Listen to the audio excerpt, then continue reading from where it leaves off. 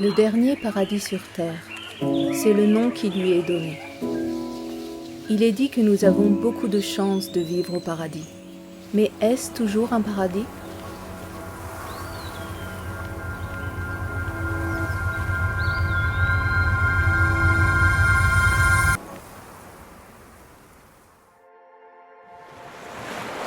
Nous sommes les descendants des premiers navigateurs du Pacifique.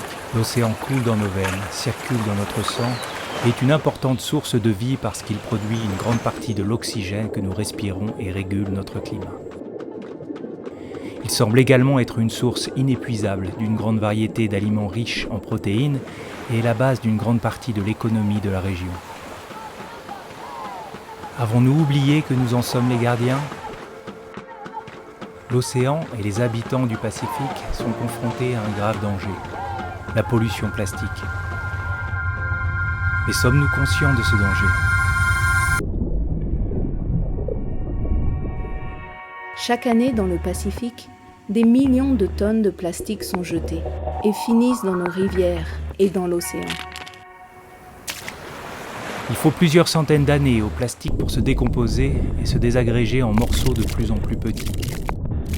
Les plus petits morceaux sont appelés microplastiques et sont de plus en plus consommés par les animaux marins. Parmi ces animaux, il y a les poissons, qui sont une source importante de protéines pour les populations du Pacifique. Saviez-vous que vous mangez probablement des microplastiques chaque fois que vous mangez du poisson ? Vous ne les voyez peut-être pas, mais ils sont bien là.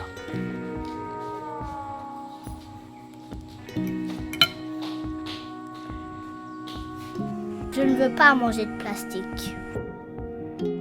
Personne ne veut manger de plastique. Pour arrêter d'en absorber, nous devons d'abord comprendre comment il se retrouve dans notre océan.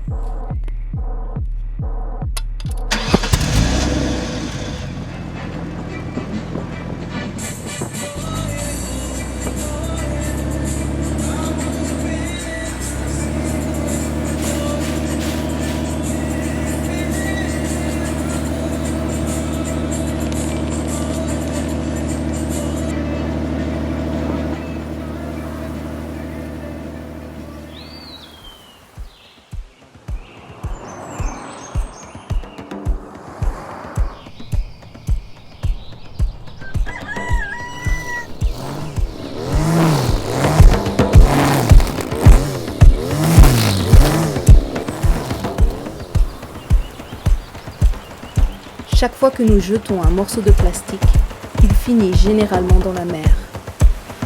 C'est parce que nous vivons sur de très petites îles entourées d'un vaste océan. Les poissons et autres animaux marins mangent le plastique. Nous mangeons ces animaux et c'est ainsi que le plastique se retrouve dans notre assiette. De nombreux pays insulaires du Pacifique l'ont interdit. Mais il est tellement présent dans nos vies que les lois, bien que très importantes, ne sont pas suffisantes. Nous devons changer notre comportement vis-à-vis du plastique et modifier la façon dont nous l'éliminons. Le premier geste, et le plus simple, est de réduire notre consommation. Nous avons le choix. Lorsque nous faisons nos courses, nous ne sommes pas toujours obligés de les mettre dans des sacs plastiques. Mais si c'est le cas, nous pouvons réutiliser les mêmes sacs plastiques plusieurs fois. Nous pouvons dire non, je n'ai pas besoin de sac plastique, j'ai le mien. Et nous emportons ce sac avec nous partout où nous allons. D'autres solutions existent également. Le plus souvent, les magasins ont des cartons vides que nous pouvons utiliser pour emporter nos courses. Nous pouvons aussi fabriquer un sac en tissu et le réutiliser. Lorsqu'un sac plastique se déchire, nous pouvons le jeter à un endroit prévu pour le recyclage du plastique ou au moins le mettre à la poubelle. Ne le jetez pas dans votre cour, dans une rivière, sur la route ou sur une plage. Parce que le plastique que nous jetons au mauvais endroit pourrait réapparaître dans notre assiette ou dans celle de nos enfants quand nous mangeons du poisson.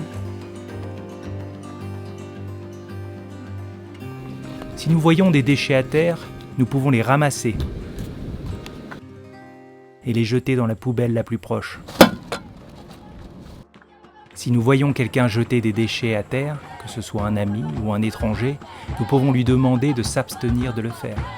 Il faut du temps et des encouragements pour se défaire d'une mauvaise habitude. Pour protéger notre océan et éviter de retrouver du plastique dans nos assiettes, nous devons faire de notre mieux.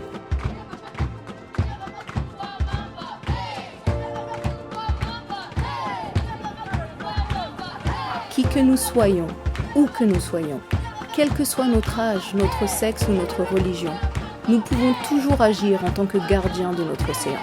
Chaque geste compte, aussi petit soit-il, et ensemble, nous pouvons véritablement changer la donne.